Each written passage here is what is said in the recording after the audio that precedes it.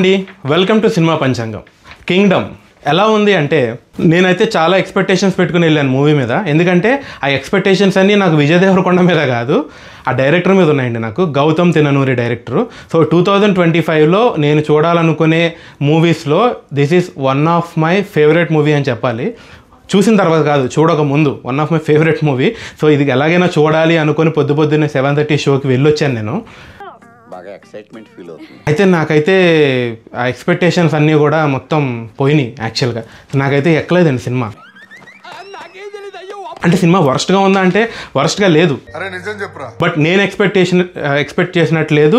And Vijay Deverakonda comeback movie కింద దీన్ని consider చేశారు. చాలా రోజుల నుంచి మన విజయ్ దేవరకొండకి అన్ని ఫ్లాప్లు వస్తున్నాయి. నాకు తెలిసి ట్యాక్సీ వాళ్ళ తర్వాత ఇప్పుడు దాకా పెద్ద నాకు హిట్ అయిన సినిమా అయితే నాకు ఏం కనపడలేదు. కొన్ని అటర్ ఫ్లాప్లు అయిపోయిన సినిమాలు కూడా ఉన్నాయి. బట్ ఈ మూవీ విజయ్ దేవరకొండకి కంబ్యాక్ ఇస్తుంది అని అనుకున్నాం. బట్ ఇది కూడా కంబ్యాక్ మూవీ కాదు.